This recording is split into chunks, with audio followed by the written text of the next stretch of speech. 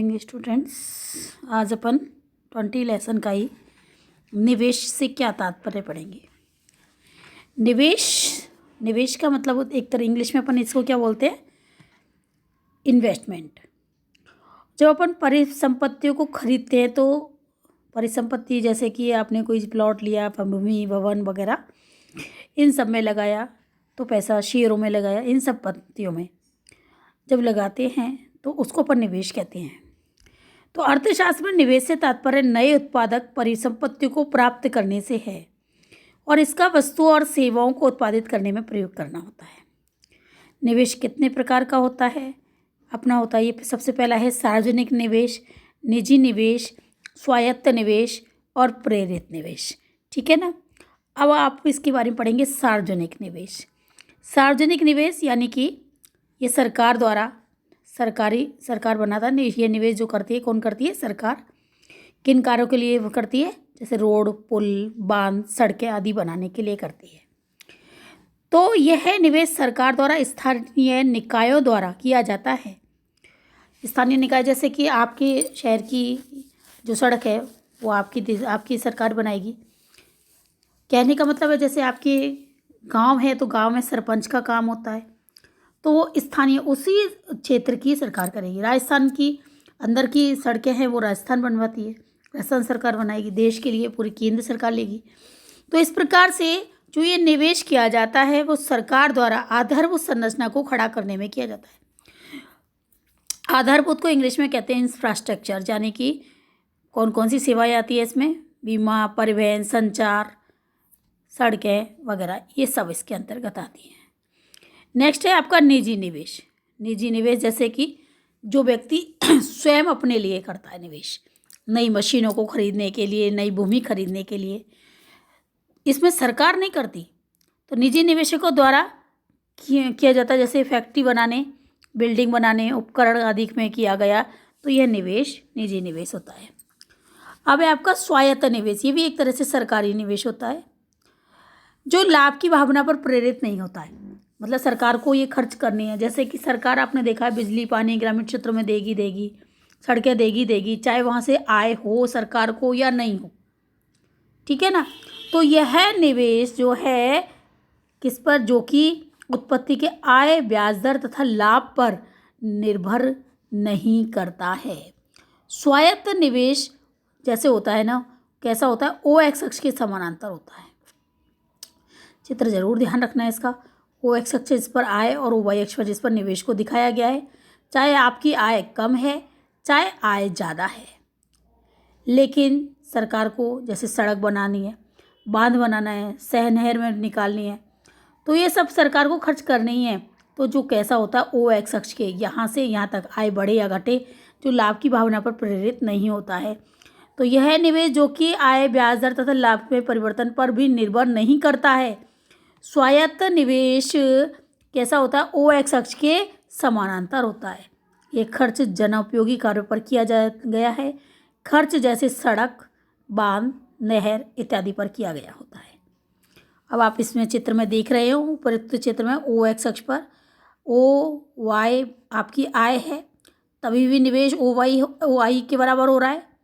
आपकी आय बढ़कर ओ वाई हो गई तो भी उतना ही हो रहा है। आपकी आय और बढ़ गई, ओ वाई टू हो गई तो भी अपना इतना ही निवेश हो रहा है। ठीक है ना। और नेक्स्ट है आपका प्रेरित निवेश, जो लाभ की भावना पर निर्भर करता है। आय बढ़ती है तो निवेश भी बढ़ता है, आय कम होती है निवेश भी कम होता है। तो प्रेरित निवेश आय की मात्रा पर निर्भर करता है। यह निवेश लाभ, आय अर्जित करने के लिए किया जाता है। जब आय बढ़ती है तो यह निवेश भी बढ़ता है और आय घटती है तो निवेश भी घटता है। तो ये जो चित्र है वो आप देख रहे हो, ये धनात्मक रूप में होता है। यानी कि जब आपकी आय ओ आई है, दिख रहा है ना, ये ओ आई के बराबर है, तो इसको टच करते हुए ही हो जाएंगे, तब अपनी आय ओ वाई बने। जैसे ही यानी आय में वृद्धि हो गई, आपकी आय बढ़ गई तो आप क्या करोगे? कोई संपत्ति खरीद लोगे, कोई भूमि खरीद लोगे, या फिर अपनी फैक्ट्री बना लोगे, उपकरण वगैरह खरीद लोगे। तो आय बढ़ रही है तो निवेश में भी क्या हो रही है? वृद्धि हो रही है। ठीक है। तो ये लिखा हुआ है इसमें, देखो आप कि प्रेरित निवेश वक्र आय के साथ ऊपर की ओर बढ़ता जाता है। जब आय बढ़ती है तो मांग भी बढ़ती है, अतः मांग को पूरा करने के लिए निवेश में वृद्धि होती है और यह निवेश मजदूरी एवं ब्याज की दरों पर निर्भर करता है। इसमें चित्र के अनुसार आप ये देख रहे हैं, ये इसकी व्याख्या है। ठीक है, अब अपन पढ़ेंगे प्रत्याशित बचत। नेक्स्ट क्वेश्चन है प्रत्याशित बचत। किसी एक विशेष साल में जो लोग बचत करते हैं,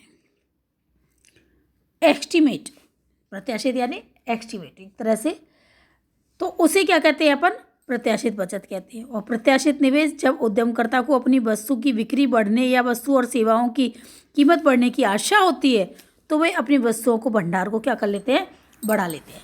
क्योंकि ऐसे लगाता है कि आने वाले समय में सर्दी आने वाली है तो हमारे ऊनी कपड़ों की मांग बढ़ेगी, तो अपने भंडार को बढ़ा लेते हैं। दिवाली आने वाली है तो ऐसी चीज़ों की, या फिर रक्षाबंधन है तो मिठाई वगैरह है, दिवाली है तो मिठाई है, इन चीज़ों में तो फिर वो क्या करने लगते हैं, अपना पैसा उसमें लगा देते हैं, तो ये निवेश हो जाता है। ठीक है, नेक्स्ट है आपका संपादित बचतें एवं संपादित निवेश। संपादित बचतें जो एक्चुअल, प्रत्याशित का मतलब एस्टिमेट, संपादित का मतलब एक्चुअल, ये बचतें हैं जो परिवार द्वारा अपनी आय में से वास्तव में यानी एक्चुअल रूप में बचाई जाती हैं। ठीक है, अब है आपके संपादित निवेश। ये वे निवेश है जो कि उद्यमी द्वारा एक साल में वास्तव में क्या किया जाता है, निवेश किया जाता है। मैं आपको बता दूं, प्रत्याशित का मतलब होता है एस्टिमेट। जैसे अपन मकान बनाते हैं तो सोचते हैं कि चलो इसमें 5 लाख रुपए लग जाएगा, और लग सकता है यदि 4.5 लाख रुपये लग सकता है और 5.5 भी लग सकता है। तो वास्तव में यदि 4.5 लगता है तो वो एक्चुअल संपादित हो जाएगा, और यदि 5.5 भी लग सकता है वो भी संपादित है। और प्रत्याशित का मतलब है हमने सोचा इतना था कि इसमें 5 लाख लगेगा, ज़्यादा भी लग सकता है और कम भी लग सकता है, वो संपादित हो जाता है। ठीक है, ये क्वेश्चन दा इम्पॉर्टेंट है, निवेश किन बातों पर निर्भर करता है।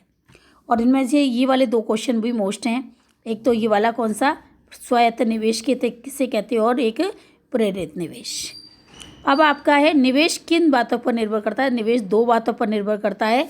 एक तो है आपका, पहला है पूंजी की सीमांत कार्यकुशलता और दूसरा है ब्याज की दर। इस वाले क्वेश्चन को मैं आपको कल समझाऊंगी, यहीं तक आप कर लेना, फिर आपका ये लेसन समाप्त हो जाएगा कल, और फिर आपके 2 लेसन बचते हैं बस।